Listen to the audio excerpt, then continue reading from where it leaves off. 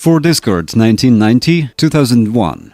The Escort chassis and engines date from the 1980s, but Ford fitted them to keep the Escort competitive in its day, tuning the engines and strengthening the body. The result was that in 1999 Euro NCAP awarded it 2 stars out of 5 for occupant safety. That's poor by today's standards, but passable for a mid-1990s car. Sales ended in 2001, and models from the last couple of years had loads of equipment to keep them selling. The cabin is roomy in the front and the curved dash still looks okay, with big buttons for the minor controls and radio that make it easy to use. You'll have no complaints about the driving position, and the boot is a good size and shape too. However, the rear legroom is tight, and there's little pleasure to be had from driving an Escort. The steering is lifeless and the firm ride is jolting in town. In a word, rust. It munches through the rear chassis rails, the rear wheel arches, the bottom of the fuse box, and under the battery. It can be halted, but the cost of a professional repair could easily add up to what you paid for the car. A service history backed with receipts is also vital, because the engine corrode and blowhead gaskets if oil and coolant changes are missed. They can last beyond 100,000 miles if they are looked after.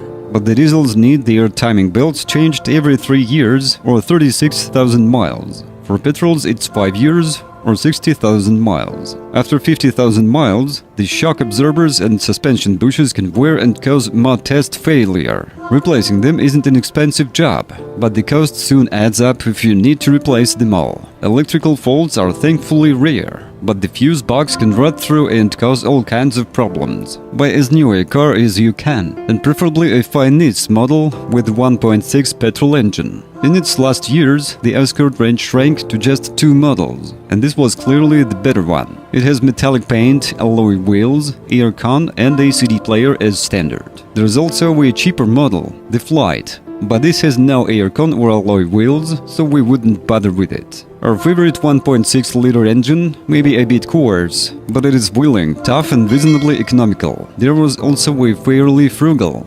1.8 introduced in 1998 in higher trimmed cars. But the 1.6 is good enough to make it relatively pointless. The real alternative is the 1.8 turbo diesel, which is noisy, slow and thirsty. It also needs frequent maintenance, so we'd steer well clear of it. Whatever you choose, hunt down a one-owner, low-miler from the classifieds.